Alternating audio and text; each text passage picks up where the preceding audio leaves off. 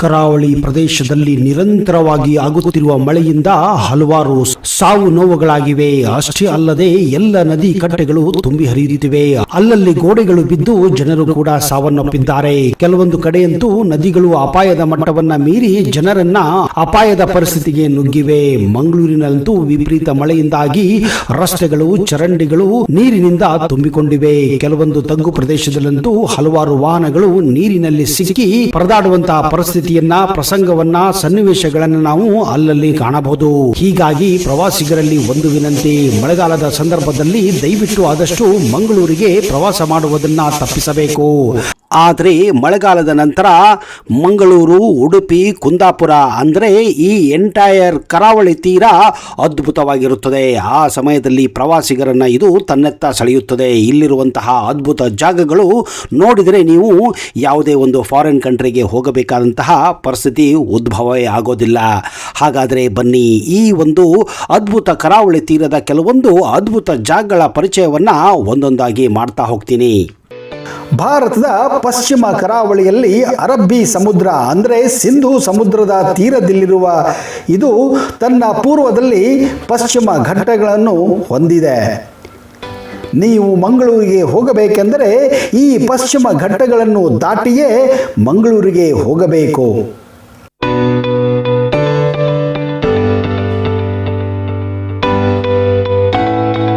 ಅರಬ್ಬಿ ಸಮುದ್ರದ ಬಂದರಾಗಿ ಅಭಿವೃದ್ಧಿಪಡಿಸಲಾದ ಇದು ಪ್ರಸ್ತುತ ಭಾರತದ ಪ್ರಮುಖ ಬಂದರುಗಳಲ್ಲಿ ಒಂದಾಗಿದೆ. ಮಂಗಳೂರು ತನ್ನ ದೇವಸ್ಥಾನಗಳಿಗೆ, ಕಡಲ ತೀರಗಳಿಗೆ ಹಾಗೂ ಕೈಗಾರಿಕೆಗಳಿಗೆ ಅತಿ ಹೆಸರುವಾಸಿಯಾಗಿದೆ.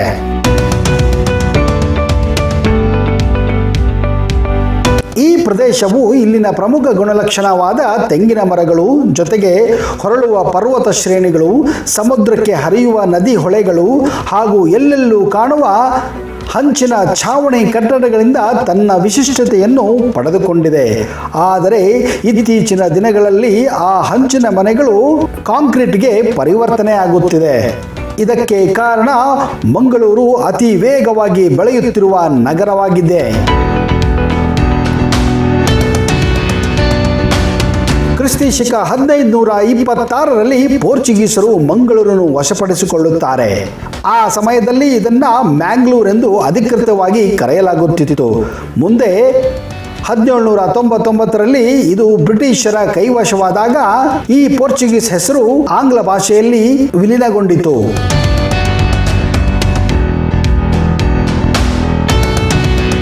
ಹಿಂದೂ ಪುರಾಣಗಳ ಪ್ರಕಾರ ಈಗಿನ ಮಂಗಳೂರು ಪ್ರದೇಶವು ಪರಶುರಾಮನ ಸೃಷ್ಟಿಯ ಒಂದು ಭಾಗವಾಗಿತ್ತು. ಮಹರ್ಷಿ ಶ್ರೀ ಪರಶುರಾಮರು ಸಮುದ್ರದಿಂದ ಹಿಂದಕ್ಕೆ ಪಡೆದುಕೊಂಡ ಕರಾವಳಿ ಪ್ರದೇಶವೇ ಈ ಪರಶುರಾಮನ ಸೃಷ್ಟಿ ಸ್ನೇಹಿತರೆ. ನಂತರ ಪರಶುರಾಮನು ಭಾನುವಿಕ್ರಮನೆಂಬ ರಾಜನನ್ನು ಇಲ್ಲಿಗೆ ಪಟ್ಟಕ್ಕೇರಿಸುತ್ತಾನೆ. ಮಂಗಳೂರಿನ ಮೇಲೆ ಯುರೋಪಿಯನ್ ಪ್ರಭಾವ 1498ರಿಂದಲೇ ಗುರುತಿಸಬಹುದು.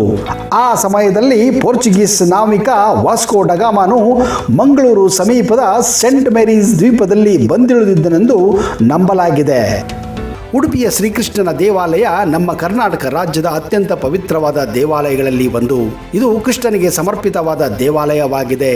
ಕಿಂಡಿಯಲ್ಲಿ ಕಾಣುವ ಕೃಷ್ಣನನ್ನು ನೋಡಲು ಸಾವಿರಾರು ಭಕ್ತರು ಇಲ್ಲಿಗೆ ಬರುತ್ತಾರೆ. ಈ ದೇವಾಲಯಕ್ಕೆ ಸುಮಾರು 100 ವರ್ಷಗಳ ಇತಿಹಾಸವಿದೆ.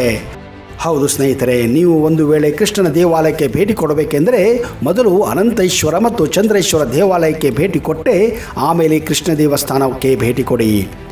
ಶ್ರೀಕೃಷ್ಣ ಉಡುಪಿಗೆ ಬಂದಿರೋ ಹಿಂದೆ ಒಂದು ರೋಚಕ ಕಥೆಯೂ ಕೂಡ ಇದೆ.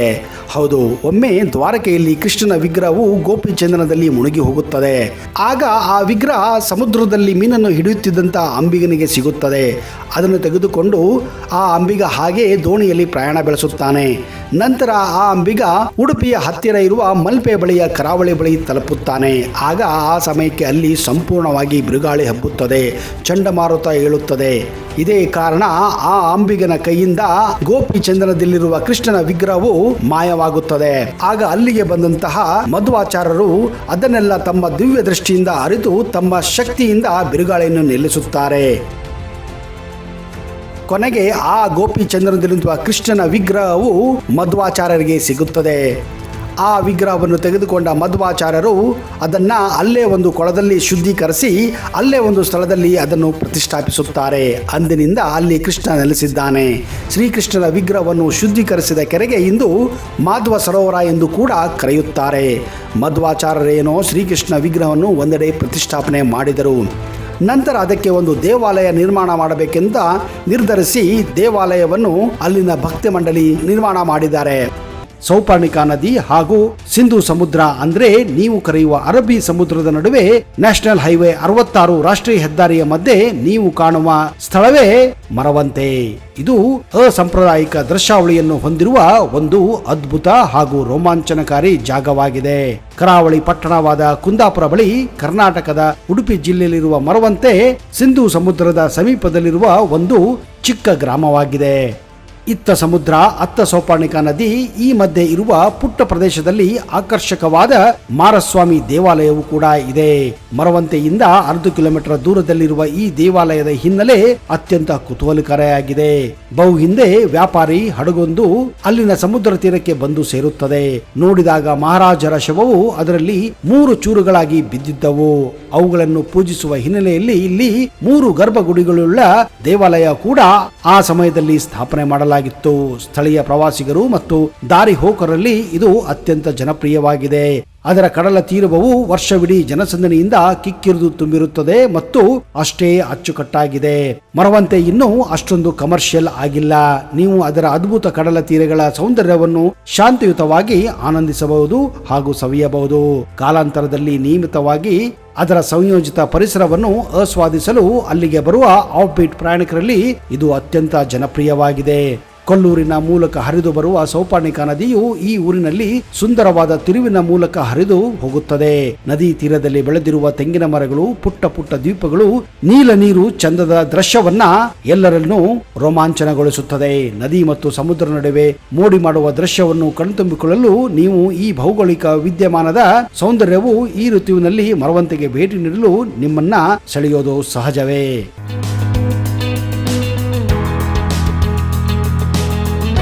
ಕುಂದಾಪುರ ಊರಿನ ಹೆಸರು ಪಂಚಗಂಗಾವಳಿ ತೀರದಲ್ಲಿ ಕುಂದವರ್ಮನೆಂಬ ರಾಜನು ಕಟ್ಟಿಸಿದ ಕುಂದೇಶ್ವರ ದೇವಸ್ಥಾನದಿಂದ ಬಂದಿದೆ ಎಂಬ ಪ್ರತೀತಿ ಇದೆ.